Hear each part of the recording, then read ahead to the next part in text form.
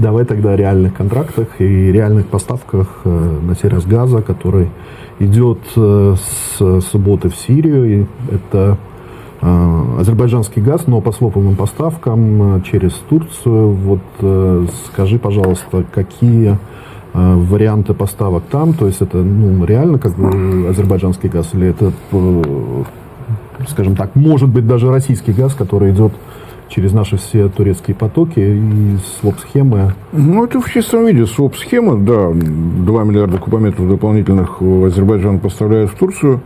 Дальше в этом черном ящике что-то происходит, и газ уходит в Сирию. Эти газопроводы из Азербайджана в Турцию и из Турции в Сирию между собой не связаны, поэтому физически это немножко разные вещи, ничего с этим не сделаешь. Поставки в Турцию идут по газопроводу Килис-Алеппо. Да, они начались. Да, если все будет в порядке, сейчас 3,4 миллиона кубометров в сутки. Если на год пересчитывать, 2 миллиарда кубометров. По комментариям турецких газовых деломастеров, это даст возможность включить дополнительно электростанции в Сирии, производить дополнительно, опять же, по году порядка 1 гигаватта часов электроэнергии. И, соответственно, если сейчас подача электроэнергии в Сирии 4 часа, то, видимо, смогут вырасти где-то до 6-7 часов. Самое занимательное во всей этой истории, что поставки финансирует Катар. Это его помощь Сирийской Арабской Республике. Про политическую составляющую того, что происходит в Сирии, это точно не ко мне. Я надеюсь, что в «Спутнике» точно есть специалисты по арабским странам. Но не более того. То есть, с одной стороны, да, это жесты, может быть, внутри мусульманского мира он какое-то важное значение этому придают, но, в принципе, технически ничего выдающегося не произошло. Азербайджан увеличил поставки в Турцию, или это Турция из своих объемов, которые приходят из Азербайджана, напомню, по ТАП-ТАНАП, идет 16 миллиардов кубометров, 6 предназначены для турецких потребителей. Обычно так звучит фраза. Реально это контракты с государственной компанией Турция «Боташ». Может быть, «Боташ» из этих 6 миллиардов перебрасывает. А может быть, еще откуда-то Турция получает. Может быть, это мы наблюдаем начало работы того самого загадочного турецкого газового хаба. Что-то приходит в Турцию, кому хотим, тому отдаем. Договорились с Катаром по суммам, проект пошел. Будем надеяться, что это позволит хоть как-то стабилизировать ситуацию в Сирии. Вопросы о том, кто там у власти, какая часть территории Сирии этим правительством контролируется, тут специалисты-международники, конечно, нужны. То есть, с одной стороны, да. С другой стороны, сама сделка звучит совершенно замечательно. Азербайджан поставляет газ в Турцию, Турция поставляет газ в Сирию, платит Катар. То есть в одной сделке сразу 4 государства, 4 компании. С Катаром удобнее, там все государственное, что касается энергетических ресурсов. И, собственно говоря, здесь, если это действительно часть контракта с «Боташ», тоже государственная компания Steel Oil Company of Azerbaijan Republic, СОКАР, «Боташ» государственная компания. То есть это действительно не европейский случай. Здесь именно можно вслух говорить, что Азербайджан поставляет в Турцию, Турция поставляет в Сирию. Чисто технический вопрос. Если у Азербайджана мощности нарастить на 2 миллиарда кубометров свою добычу и перегон? Нет, это только перераспределение внутри тех поставок, которые идут по ТАП-ТАНАП. Напомню, из моря Каспийского на берег азербайджанский под Кавказским хребтом в Грузию, из Грузии по дну Черного моря в Турцию, и здесь 6 миллиардов кубометров остаются, 10 уходят дальше через всю территорию Турции на территорию Греции, через Грецию в Албании ныряем в Средиземное море, выныриваем в Италию. Вот такой невероятный, на самом деле, маршрут очень дорогой. Еще раз, в тех квотах, которые есть у «Боташа», 6 миллиардов кубометров присутствует. Видимо, вот такое распределение, скорее всего, это означает, что придется снижать объемы поставок в Европу, если это не Ботуш, если это напрямую азербайджанский газ. Но судя по тому, что Азербайджан продолжает переговоры о поставках в Европу, это действительно доля Ботуш. Из этих 6 миллиардов парочку увезти в Сирию. Ну и чтобы внутренних потребителей не обижать, очевидно, откуда-то дополнительно получить 2 миллиарда кубометров.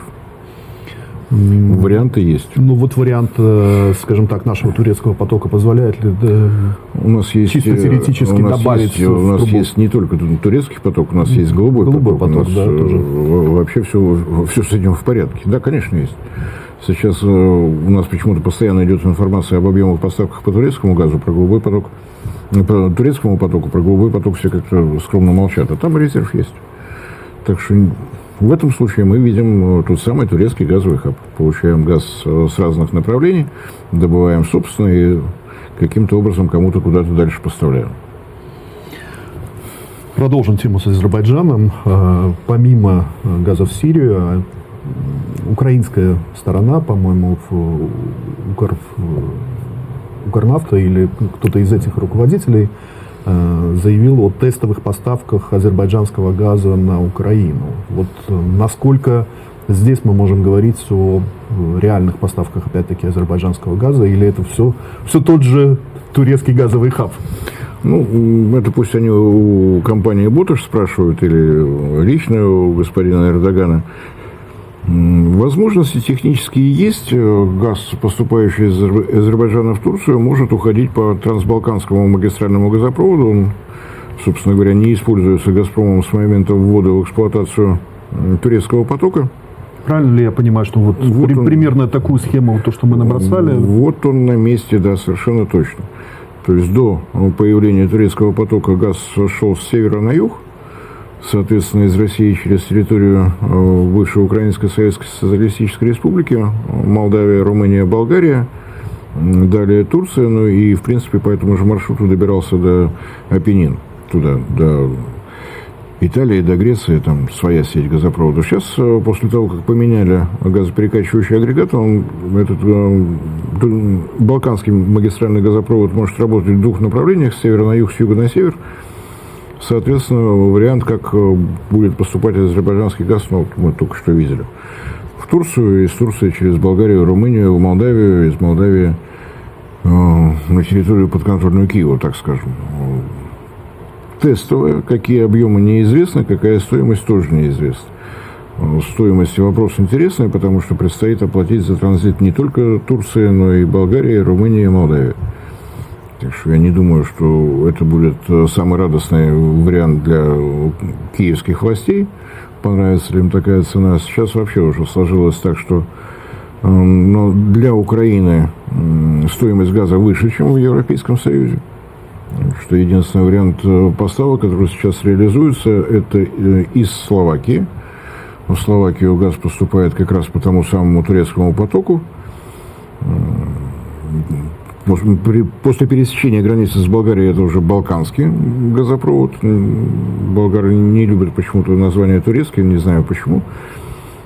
Оттуда в Сербию, через Сербию в Венгрию, и Венгрия находит возможность поставлять в Словакию. Словакия, соответственно, что-то оставляет для себя, что-то продает. Объемы большими назвать нельзя, хотя для Украины даже вот такие не самые объемные поставки важны. Напомню, что из отопительного сезона подземные хранилища газа на территории Украины вышли практически пустыми. Набрать до начала отопительного сезона необходимо 8 миллиардов кубометров. Судя по тем поставкам, которые сейчас есть, просто не успевает. То есть, я так понимаю, просто объем трубы не позволяет? Да, не получится, потому что вариантов из Словакии, то есть неважно, как поступает газ в Словакию, все равно для подземных хранилищ газа это газ, идущий из Словакии. Неважно, откуда он там взялся. Второе направление северное из Польши. Там действительно очень небольшие объемы, и сказать, что Польша прикладывает максимум усилий, для этого тоже не получается. Из Словакии поступило порядка 600 миллионов кубометров за минувший месяц, за июль я имею в виду. То есть догнать до 8 миллиардов вряд ли получится. Да, и когда говорят, что Польша будет поставлять регистрированные СПГ из Соединенных Штатов, лукавят. Не только оттуда поступает СПГ, Катар тоже поставляет, там долгосрочный контракт имеется. Ну и, конечно, нельзя же забывать о чуде света, Baltic Pipe, норвежский газ через территорию Дании тоже приходит в Польшу. Так что здесь тоже можно считать такой польский хаб. Добывают собственная добыча, есть норвежский газ, есть возможность получать СПГ. Вот все вместе. Если что-то остается из того, что необходимо для самой Польши, ну, что-то идет на территорию Украины. Вот такая обстановка. Как будет выглядеть тестовая поставка, ну, я так понимаю, что не исключено, что, может быть, даже к концу недели мы об этом будем знать. Сколько прошло? Озвучит вслух стоимость, не озвучит. Понятно, что можно там о какой-то цене договориться с Азербайджаном, но дальше начинается транзит по территории Турции, транзит по территории Болгарии, Румынии, Молдавии. Вот, что там конечное? Будет это выше TTF, ниже TTF? Ну, посмотрим. По прокачке, по объему, южная вот эта ветка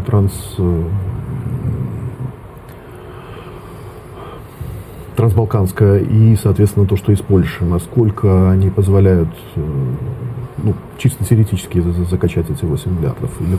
Ну, до 6 там видно вот, техническая возможность. А сколько получится реально, это вовсе не значит, что Украина все непременно зимой замерзнет, или там та часть территории, которую они будут контролировать, может просто продолжать покупать зимой. Ничего страшного не произойдет, но кроме уровня цены. Зимой она традиционно немножко выше, раза в 2. Ну и объемы, я так понимаю, тоже, что надо законтрактировать или... Да, ко всему этому надо готовиться, надо искать деньги, но это традиционное, по-моему, занятие для киевских властей. Там на входе можно написать, надо искать деньги. Ну, ходят, просят, кто-то помогает. Вот Норвегия достаточно серьезную помощь оказала, там, по-моему, около $200 миллионов просто вот для решения энергетических проблем. Может быть, где-то наберут. Ну, я напоминаю, что у киевских властей есть эксклюзивный вариант. Ни у кого в мире больше нет. Если не хватает газа на всю территорию, поделись территорией. Никаких проблем. Пусть Россия мучается. Поставляет газ в свои 4 области. Новые, традиционные. Хороший вариант, хороший. Если газовый баланс не сходится, можно еще какую-нибудь область. Ни у кого такой возможности нет. У Киева есть. Я только про газ. Я не про политику. Давай тогда продолжим про газ. Минэнерго Казахстана и Узбекистана опровергли информацию о повреждении газопровода Средняя Азия-Центр. Ведомства отметили, что транспортировка газа осуществляется в штатном режиме. Ранее ряд украинских СМИ дали сообщение о том, что в результате, скажем так, терактов или ударов ВСУ были повреждены трубопроводы. На твой взгляд, насколько, скажем так, ну, такое может иметь место, это раз, и два, насколько эти газопроводы идут, не знаю, там поверх, чтобы можно было до них добраться? Ну, давайте так. Во-первых, украинские СМИ – это младшие партнеры или составная часть великого всемирного информационного холдинга. Один Bloomberg сказал, оно же АБС. Поэтому новости, которые мы от них слышим, надо делить не на 2, не на 5, на 100, наверное. Приблизительно вот так. Что значит в результате ударов ВСУ поврежден магистральный газопровод, имеющий стратегическое значение на территории третьего государства? Открытое вступление в войну с кем? С Казахстаном, с Узбекистаном, со всеми сразу. Что касается штатных поставок, это такая по-восточному лукавая формулировка. Напомню, что договор был подписан между Россией и Узбекистаном в 2023 году о поставках вот там, где пунктирчик идет.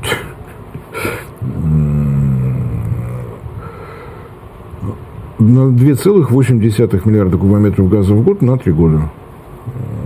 В сайте Министерства энергетики Узбекистана подвели итоги работы в 2024 году. С северного направления поступило 5,8 миллиарда кубометров. Это штатно или не штатно? Поверить в то, что Казахстан неожиданно начал добывать больше и вместо того, чтобы решать собственные проблемы, отправил все в Узбекистан, ну, не получится. У Казахстана, что касается газа, действительно проблем хватает. Есть обязательства перед Китаем, необходимые объемы надо поставлять. Растет спрос внутри, увеличиваются объемы закачки газа в пласт на нефтяных месторождениях, так что поверить в то, что Казахстан начал поставки в Узбекистан, это вряд ли. Сотрудничество идет, но идет, наверное, в том режиме, который диктует современные условия. Было 2,8, стало 5,8. Зачем об этом кому-то сообщать? Две компании, «Газпром» и «Узгаз», свои проблемы решили. Если Казахстан говорит о том, что все идет штатно, значит, и какие-то небольшие изменения в транзитном договоре тоже появились. Ну, в обязательства всех компаний не входит сообщение о том, что мы что-то изменили. Ну, изменили, ну, бывает. Узбекистану нужно было больше газа, у нас есть. Все.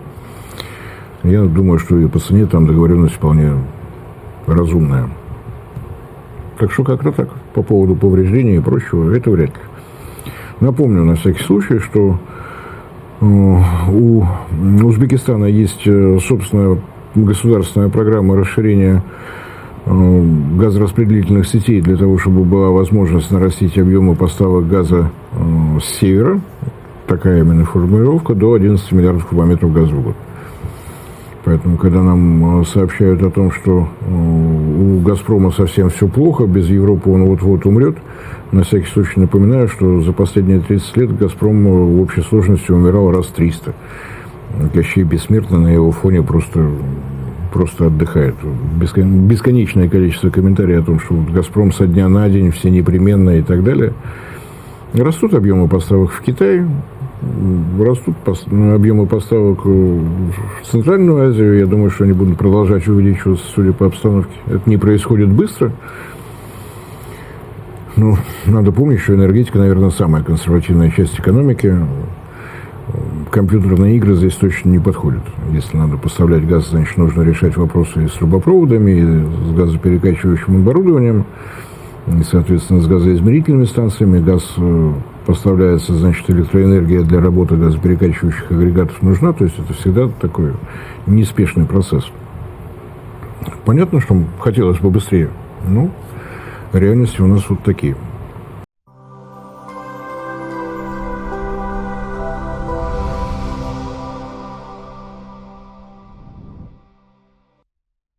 Друзья, в очередной раз напоминаю о том, что полное название нашего канала – независимый аналитический онлайн-журнал «Геоэнергетика Инфо». И слово «независимость» после того, как была отключена монетизация со стороны Ютуба, для нас стало дорогим, ценным, близким. Для того, чтобы сохранять независимость, вы прекрасно понимаете, что в наше тревожное время необходимо прежде всего альтернатива, поиск спонсора, который будет задавать нашу новостную повестку, нашу, так скажем, стратегию и тактику, нам кажется не самым удобным. Поэтому напоминаю о том, что нас можно видеть прежде всего в нашем телеграм-канале, где мы стараемся сообщать все новости, касающиеся нашей работы, наших новых проектов. Вы нас можете видеть на портале ВКонтакте, вы нас можете видеть в Дзене, вы нас можете поддерживать за счет того, что у нас имеется страница на Sponsor.ru. Все это будет в описании под этим моим кратким вступлением с напоминанием о том, что если вы хотите, чтобы проект «Геоэнергетика Инфо» продолжал развиваться, нам необходима ваша помощь и поддержка. Большое спасибо за внимание.